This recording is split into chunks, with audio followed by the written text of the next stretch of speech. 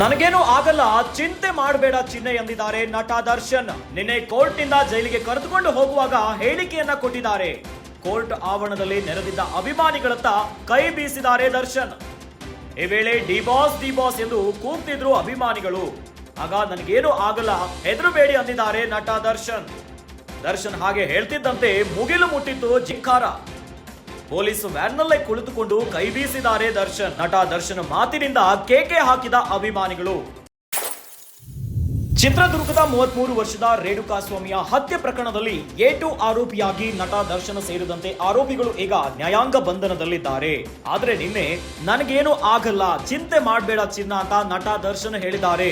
ನಿನ್ನೆ ಕೋರ್ಟ್ ಇಂದ ಜೈಲಿಗೆ ಕರೆದುಕೊಂಡು ಹೋಗುವಾಗ ಹೇಳಿಕೆಯನ್ನ ಕೊಟ್ಟಿದ್ದಾರೆ. ಕೋರ್ಟ್ ಆವರಣದಲ್ಲಿ ನೆರೆದಿದ್ದ ಅಭಿಮಾನಿಗಳತ್ತ ಕೈ ಬೀಸಿದ್ದಾರೆ ದರ್ಶನ್.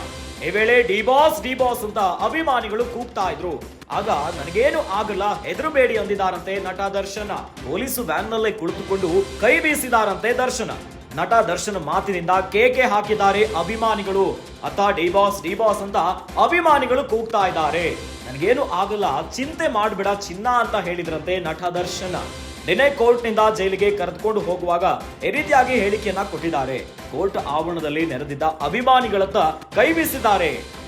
ಇನ್ನು ಕೋರ್ಟ್ ಇಂದ ಜೈಲಿಗೆ ಹೋಗುವಂತ ಹೊತ್ತಿನಲ್ಲಿ ಕೋರ್ಟ್ ಆವರಣದಲ್ಲಿ ನೆರೆದಿದ್ದ ಅಭಿಮಾನಿಗಳತ್ತ ಕೈ ಬೀಸಿದ್ದಾರೆ. ಈ ವೇಳೆ ಡಿ ಬಾಸ್ ಅಂತ ಅಭಿಮಾನಿಗಳು ಕೂಗಿದ್ದಾರೆ.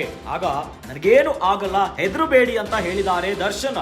ಏನೋ ನಟ ದರ್ಶನ್ ನಿನ್ನೆಯ ಮಾತಿನಿಂದ ಅಭಿಮಾನಿಗಳು ಕೇಕೆ ಹಾಕಿದ್ದಾರೆ. ನನಗೇನು ಆಗಲ್ಲ, ಹೆದರಬೇಡಿ ಅಂತ ಹೇಳ್ತಿದ್ದಂತೆ ದರ್ಶನ್ ಮಾತಿಗೆ ಎಲ್ಲರೂ ಕೂಡ ಜೇಂಕಾರವನ್ನ ಹಾಕಿದ್ದಾರೆ ಅಭಿಮಾನಿಗಳು. ಡಿ ಬಾಸ್ ಅಂತ.